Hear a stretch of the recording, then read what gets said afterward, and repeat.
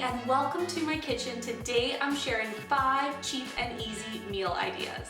These meals are great for hungry families and they're easy to make, so let's get started. First up is this sweet and sour beef and cabbage, all baked in one pot. You'll need a handful of ingredients including ground beef, chopped yellow onion, lentils, celery stalks, some green pepper, and a few spices, and of course some green cabbage. First, you want to slice the cabbage into quarters, removing the inner core by slicing it off with a knife, and then you want to cut these into about 8 wedges. Next, mix together a can of tomato sauce with a 1/4 cup of vinegar, 3 tablespoons of brown sugar, some salt, and some ground pepper.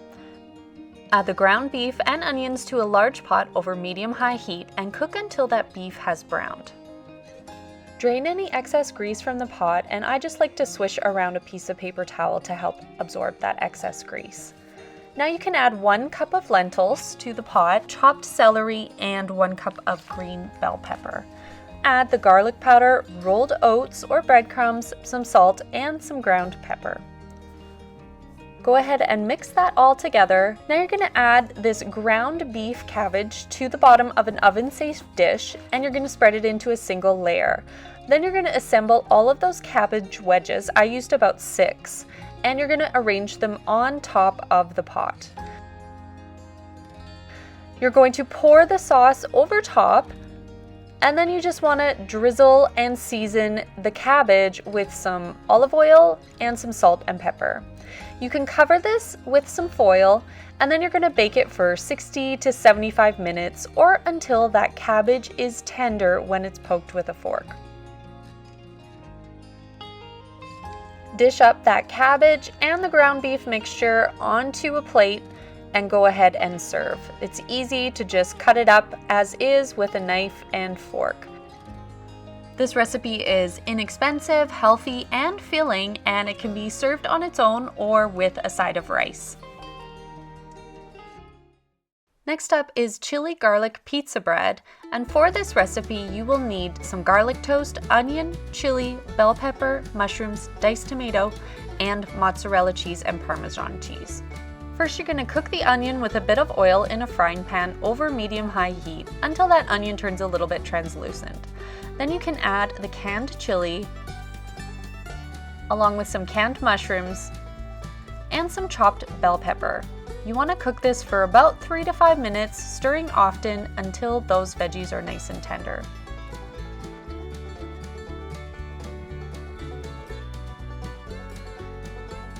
Next, you're just going to spoon this onto garlic bread that's already on a baking sheet. Be sure to preheat your oven, and you can either preheat it to about 400 degrees Fahrenheit or use your broiler.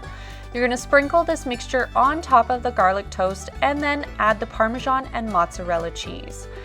Then you're going to bake it until it's nice and melted, so about 2 to 4 minutes if you're broiling.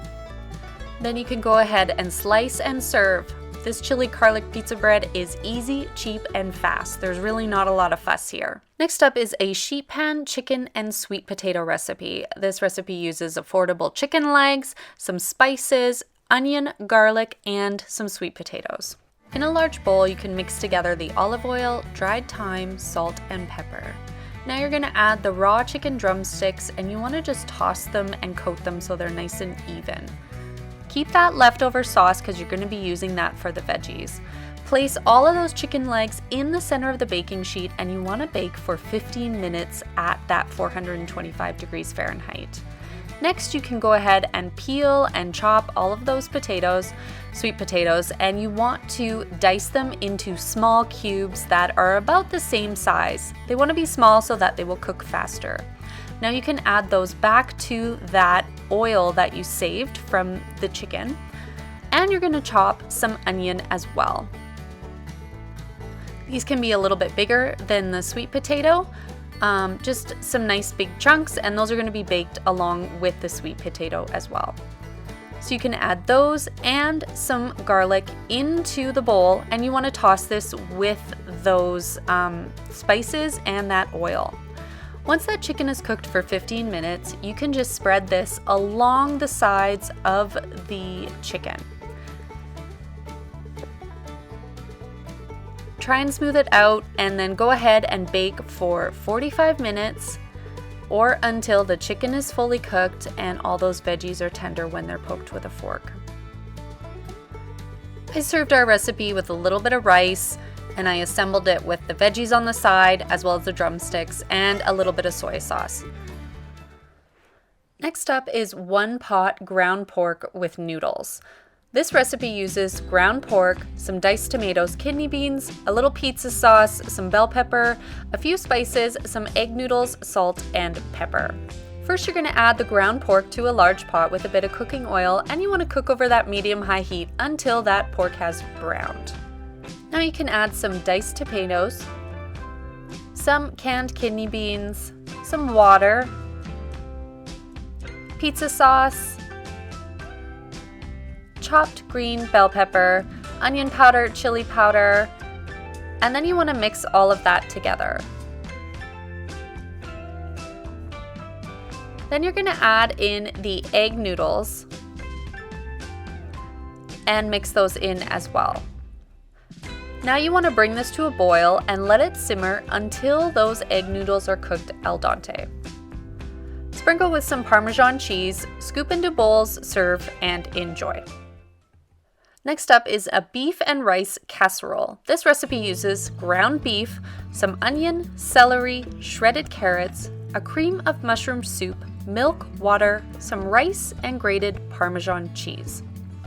First, you want to add the ground beef, chopped onion, and chopped celery to a frying pan with some oil over medium-high heat. Break up that ground beef, and you want to cook until that beef browns and the other veggies are tender. Drain any excess grease with a paper towel just by giving it a quick swish around. Now you can add in the shredded carrot, and you just want to mix it all together. And then you're going to add this to a bowl just to set aside.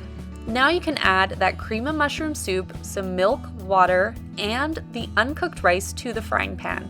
Bring it to a boil and let it simmer until that rice cooks. This is about 5 to 7 minutes.